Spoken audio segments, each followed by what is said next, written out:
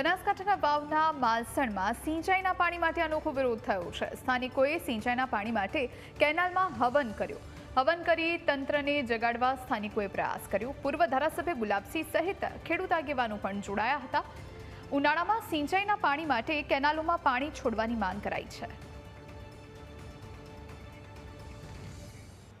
લોકોએ ખેડૂતોએ કરોડો રૂપિયા ખર્ચીને બિયારણના ડીઝલના અને અહીંયા જ્યારે બાજરી રજકો જેવા ખેડૂતોને જે પશુપાલન નિર્માણ થાય એના માટે જે ખેતી કરવામાં આવી, પિયત કરવામાં આવ્યું છે।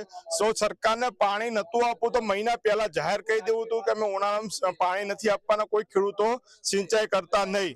પણ સરકાર દ્વારા જાહેરાત કરવામાં આવી, ભાજપના નેતાઓ દ્વારા જાહેરાત કરવામાં આવી કે પાણી આપવામાં આવશે ત્યારે ખેડૂતોએ પિયત કર્યું છે અને હવે અડધી સિઝને અત્યારે છેલ્લા 10 દિવસથી પાણી બંધ કરવામાં આવ્યું છે। પ્રતિનિધિઓને પણ વિનંતી છે કે તમને જે લોકોના કલ્યાણ માટે ચૂંટીને મૂક્યા છે, માત્ર આંગળીઓ ઊંચી કરવા માટે નથી મૂક્યા, તો તાત્કાલિક ધોરણે પાણી છોડાવો।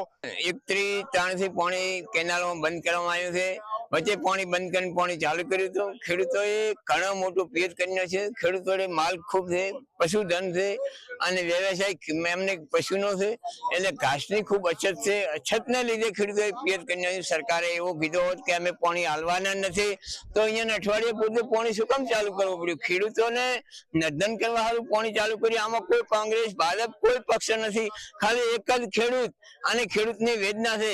સરકાર વહેલી જાગે અને ખેડૂતોને પાણી હાલે અને ખેડૂતોનું હિત વિચારે।